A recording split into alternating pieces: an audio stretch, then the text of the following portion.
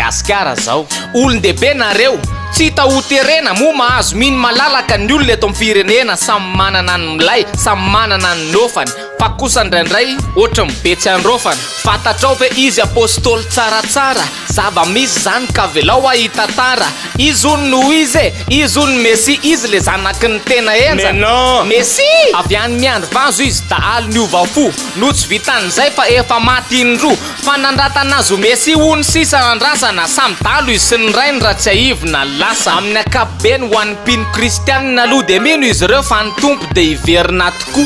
Ka sao tsy arakareo ka ho ampitaiko le feo, fefa tonga one le olona zay nandrasanareo. Tsaratsara no anarany fa gagana ilaharana. Izy ony no Messi ary lanjaina mihitsy raha namana. Monsieur le Messi ary rovina ny fitsarana, sady tsy hitanay ny dinanao avy any an-danitrany. Sao de mba tsy anao ario sa fe zay ny tsy maharaka.